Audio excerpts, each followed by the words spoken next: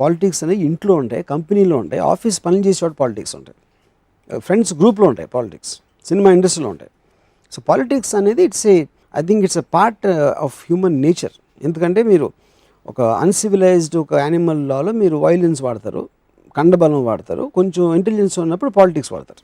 So politics అన్నది as a system ఒకప్పుడు రక్తపాతం అంతా కూడా జరుగుతున్న టైంలో పవర్ స్ట్రగుల్ కోసం దాన్ని ఒక అండర్స్టాండబుల్ అండ్ అమికబుల్ సెటిల్మెంట్కి తీసుకొచ్చే పద్ధతిలో భాగంగా పొలిటికల్ సిస్టమ్ ఇవాల్వింగ్ అన్నది మనం నేర్చుకుంటున్నది.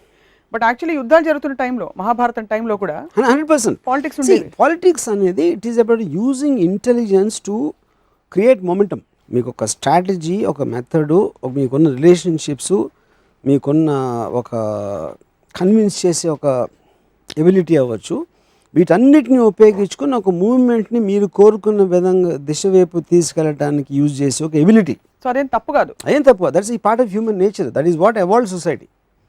ఎందుకంటే మనుషులందరూ ఈక్వల్ కాదు, కొంతమంది మోర్ ఈక్వల్, కొంతమంది ఎక్కువ ఇంటెలిజెంట్ వాళ్ళు.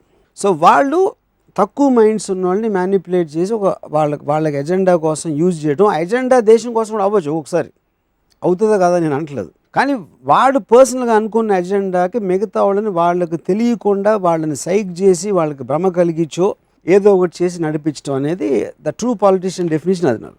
కానీ ఎందువల్ల మరి రాజకీయాలకు కావాల్సిన మేధోబలం, తెలివి బలం అని ఎవరు అనరు, అర్థబలం, అంగబలం అంటారు. డబ్బులు కావాలి, మంద కావాలి. అది బేసిక్లీ జెలసీ నేచర్. పాలిటిషియన్ అంటే ఇప్పుడు ఎవరైనా ఒక పెద్ద పొజిషన్లో ఉన్నప్పుడు అంటే ఇప్పుడు ఫర్ ఎగ్జాంపుల్ ఒక చాలా పెద్ద పాలిటిషియన్ ఉన్నారు, ఆయనకి 1,00,000 కోట్లు ఉన్నాయంట అని చెప్తారు. 1,00,000 కోట్లు దోచేసి, అంటే 1,00,000 కోట్లు ఈడికి రాలేదని జెలసీ, కానీ వాడికి 1,00,000 కోట్లు వచ్చినాయి, అది ఇది కాదు. బికాజ్ ఇతనికి అలాంటి పొజిషన్లోకి వచ్చే ఎబిలిటీ కానీ కేబిలిటీ కానీ ఉండదు.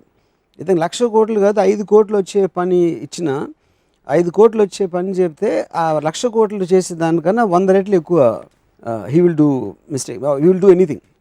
అప్పుడు నా ఉద్దేశం ఏంటంటే పాలిటీషియన్ని మనం ఎంత బ్లేమ్ చేస్తామో ఆ బ్లేమ్ అనేది డెఫినేషన్ తీసుకుంటే ఓటరు పాలిటీషియన్ కన్నా 100 రెట్లు నికృష్టలో ఉంటాడు.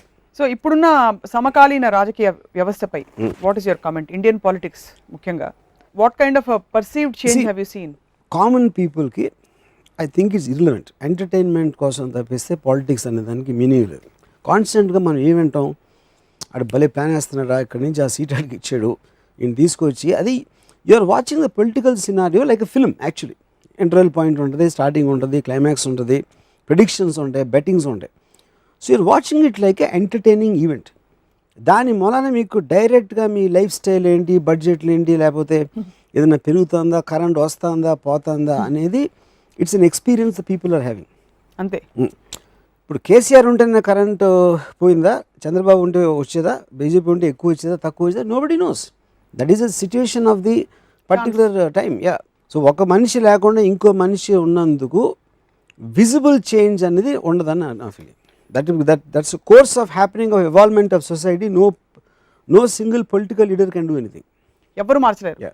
వాళ్ళ పొజిషన్లో ఉంటారు అప్పుడు ఆ పర్టికులర్ టైంలో జరిగినప్పుడు. Yes, there can be decision which will go wrong, which will go right, అన్నీ అవుతాయి.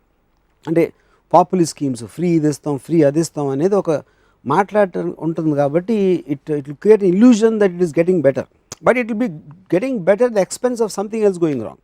అది మనం చూడడం. అది ఓవరాల్ డెవలప్మెంట్ అనేది it is a natural course of evolvement of a development. But not dependent. ఎవరన్నా కూడా డెసిషన్ తీసుకోవాల్సి వస్తుంది ఆ పర్టికులర్ టైంలో. ఈ టైంలో వీడు ఉన్నాడు కానీ తీసుకున్నాడు, ఇంకోళ్ళు ఉన్నా కూడా అదే డెసిషన్ తీసుకుంటారు in months or whatever డిఫరెన్స్లో. కానీ అతను తీసుకున్నాడు కాబట్టి అతనే మనకి ఇచ్చేసాడని మనం అనుకుంటాం. కానీ అలా జరగదు, అలా జరగదు, ఎక్కడ జరగదు. కానీ అలా చూస్తే మనకి individuals who have change the course of ఇండివిజువల్కి మనం మెరిట్ ఇస్తాం.